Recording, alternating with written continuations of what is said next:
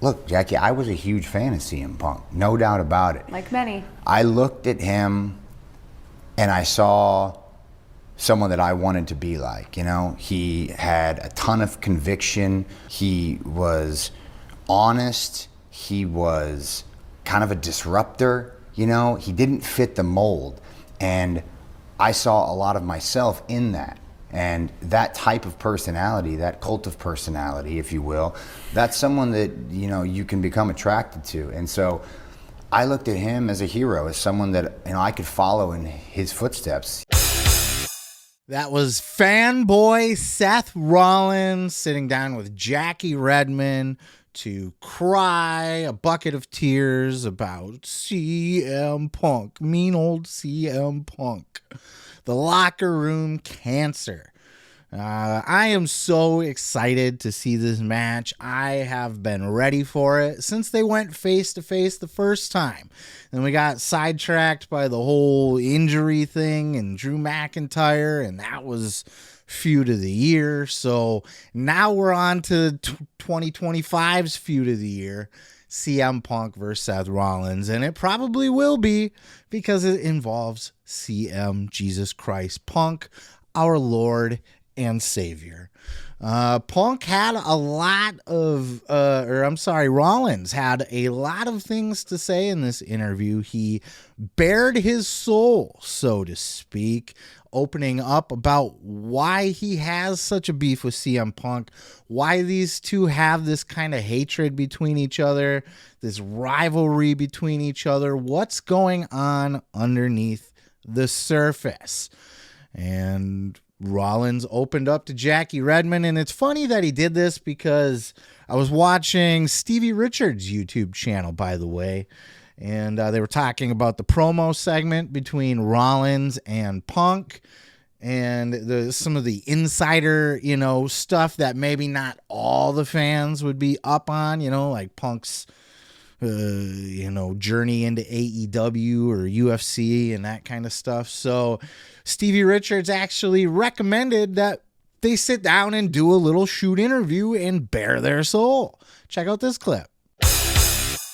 They go on Raw Talk, or one of them go on Raw Talk and the other goes on the Smack Talk or whatever show they have where it's a talk show and you can get the social media and the YouTube numbers, do an entire shoot interview.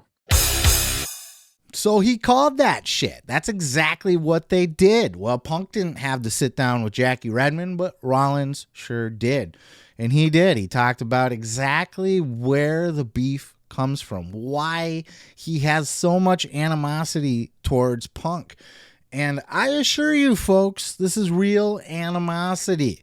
I'm sure they, maybe have buried the hatchet behind the scenes and are more than happy and willing to work with each other, but the things that they say to each other are coming from the heart. You know, that promo, that was some real shit. Obviously, it had a lot of kayfabe, a lot of storyline weaved into it. You know, oh, while I was gone, you turned your back on Roman Reigns. And yeah, none of that matters. But there's real heat between these two, or at least there was at some point. Rollins, isn't going to just sit down for damn near half hour with Jackie Redmond, cry his little heart out about CM Punk, that big mean bully in the locker room, and it not be coming from somewhere, having some sort of feelings about that. Everybody's got feelings about Punk.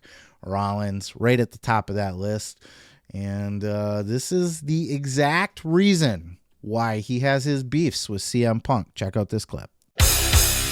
There was a friendship there, a camaraderie, because we were kind of cut from the same cloth. And then everything went south. And that's kind of where the root of it is. You trust someone, you believe in them, you become close to them, and then they betray you with no remorse, no explanation, nothing. And if it was just me, I kind of feel like I could have gotten over it. But it wasn't just me that he stabbed in the back, right? It was every single friend that he had that worked for WWE. After he left in 2014, he wrote everybody off. Not just someone like me who, obviously he didn't care about anyway, but he wrote everybody off. All of his friends, people that he'd known for decades, and for no other reason than because they wouldn't leave this place and go side with him. And I look at it like times got tough and he abandoned ship, right? Yeah. He jumped off. He left this ship. It was sinking. It was in a rough spot. There was water coming in, and I was a deckhand. I'm new. I'm sitting here and I'm doing everything I can to get this water out of the ship, to keep it afloat for years and years and years. And during this time, it wasn't like he just sat on an island from far away and watched the thing start to go under. He was shooting cannons. Like, he actively wanted the place to die. And I think because he's so selfish, he thought that would make him, some sort of missing piece, right? Like, he wasn't here and this thing couldn't go on without him. But something happened in his absence. We put the ship back together. Not only did we put the ship back together, we built it bigger than it's ever been. And then a decade later, after everything he tried from the outside failed, he wants to come back onto the ship. And he thinks that it's just frozen in time. And we all are in the same roles. And he can just look down and talk down to everybody who was in those positions before. Sour grapes. That's all that is sour grapes. And when you turned your back on me, I thought we were friends. Bro, Punk doesn't owe you or anybody, doesn't owe me as a fan who followed him for however many years before he left. He doesn't owe anybody shit. He is an independent human being. And just like Stone Cold took his ball and went home, just like Becky Lynch is, whatever, as Punk commented, it's happened plenty of times throughout history. Punk is not obligated to stay and help bail out the ship, fucking throwing buckets of water overboard. As he said in his promo, he was the first through that wall in this war that they were all fighting behind the scenes, basically against Vince McMahon. Ding dong, the witch is dead. Vince is gone now. And WWE is this happy little fucking fairy tale land now because it's under Papa H. That's the whole reason AEW was able to thrive and get a good start, is because people hated WWE under Vince McMahon. And a lot of those wrestlers wanted to leave WWE under Vince McMahon. Punk was the first casualty of that. He was the first one that was outspoken, that was pushing back, that was saying, this sucks, this sucks, this sucks. What are we going to do about it? Nothing gets done about it. He had enough. Mental health, people. You're not required to sit and stay at a job. It's just a job at the end of the day. You're not required to stay at a job that is driving you insane. You're not, if you are miserably unhappy in life, you're sick, you're unhealthy, you're hurt, you need a break. You need to refresh. You need to clear the mind. He couldn't do that by staying there and helping bail out the fucking the sinking ship, scooping buckets of water like a deckhand, like Seth Rollins said he was. Punk doesn't need to do that. He's not obligated. Oh, I love WWE. I want to stay here forever, and even when it sucks and it's hard and I don't like it. There's no obligation to do that. You have one life, people. You are an independent human being. You do not owe any employer your fucking lifelong dedication. You just don't. You owe that to your family, maybe? Maybe. That's a maybe, too, because Punk's, got a brother that he doesn't like, and his parents are estranged, and that sort of thing. So it even depends on your relationship with them. I don't blame Punk. He was in a shitty situation that he was unhappy and miserable in, and you could say, well, he was just being a baby and he was being a pussy. And it doesn't matter what your fucking opinion is. He was there living it, okay?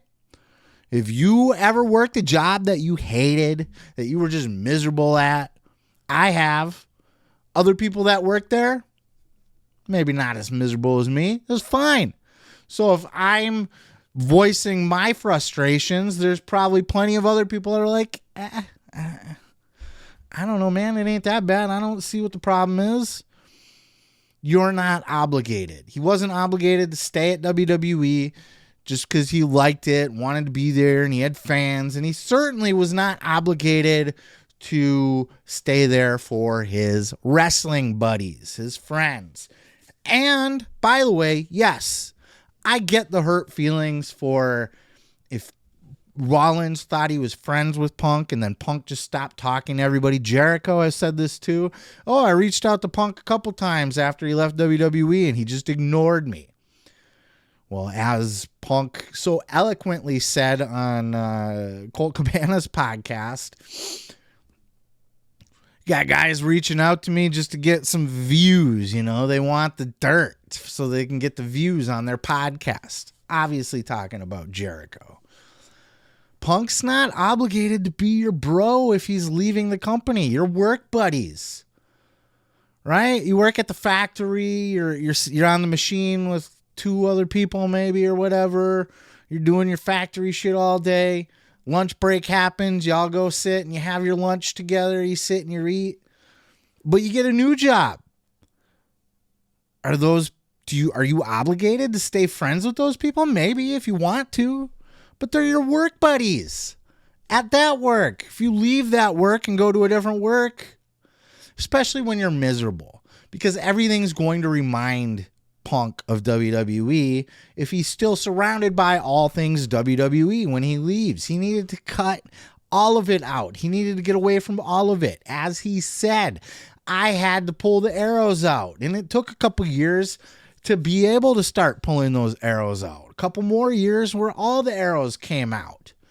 It takes time to recover from that, to mentally recover. All those years on the road, all those years on the grind, all the arguments and shit that he had to deal with Vince McMahon, all the setbacks, all the anger, all the frustrations, all the hurt feelings.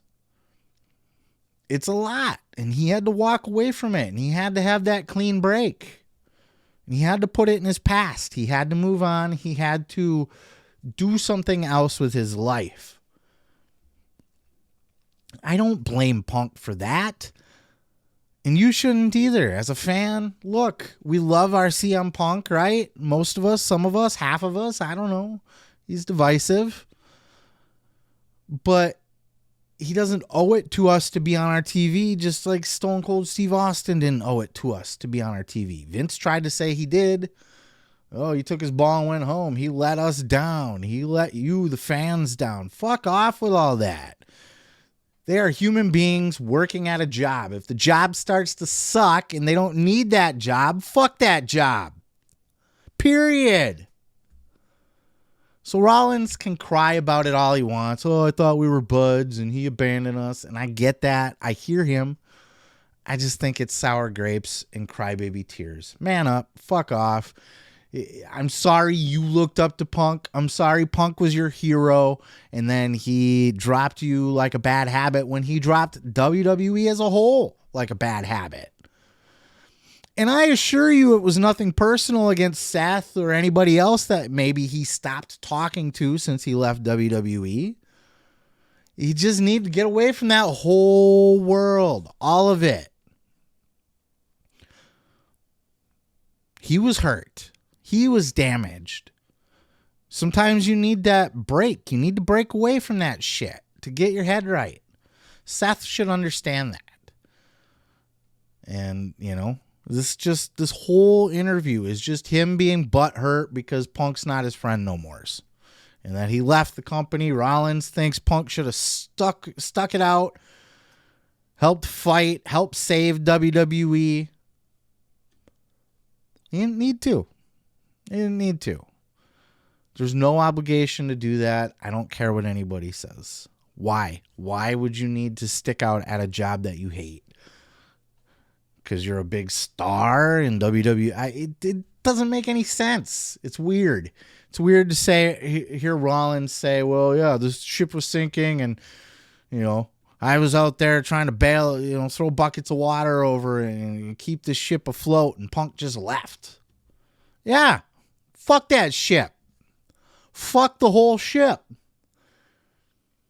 Now, I do get where Rollins is coming from. Now Punk wants to come back in and act like, you know, nothing's changed. He can just pick up where he left off. I get that too. But it seems like Punk is making a solid effort, by all accounts, to ingratiate himself to WWE, the locker room, the up-and-coming, the young talent. Punk is he's a cult of personality. He's a wild card. He's outspoken, opinionated. He goes against the grain. I mean, it's just his way. So I don't fault him for it. I see where Seth's coming from, but to me, it just sounds like sour grapes. Just Crybaby when my hero doesn't like me anymore and he abandoned us. Aww. But I'll leave it there. Let me know your thoughts down in those comments below. Did you watch this whole sit-down gimmick that he did with Jackie Redpants? Did you like it? And do you agree or do you disagree? Is this just sour grapes? Crybaby Seth when my hero abandoned us. Should Punk have been obligated to stay in WWE and help fix it, help right that ship, or was he justified in leaving and walking away from it because it was damaging him? Should he have stayed friends with all the boys, or is he justified in walking away from that too for the sake of his mental health? Because Seth Rollins, was not the problem, but Seth Rollins was part of the WWE machine. He needed to get away from the whole WWE machine. I feel that. I understand that. I leave a job. I don't sit and talk to all the old co-workers. Oh, we used to talk all the time. Yeah, you sat next to me on the cubicle. It doesn't mean that you're coming to my wedding, bro. Fuck. Anyway. Let me know your thoughts down in those comments below, and we will catch you in the reaction review recap of Raw on Netflix as I jump back into that. Peace, love, and pizza. Hit that subscribe button if you liked what you liked, and we'll catch you in the next video. Let me tell you something, brother. Thanks for watching the video. Check out more great clips by hitting that subscribe button, dude. And while you're there, don't forget to like, don't forget to subscribe, and don't forget to say your prayers and eat your vitamins, brother.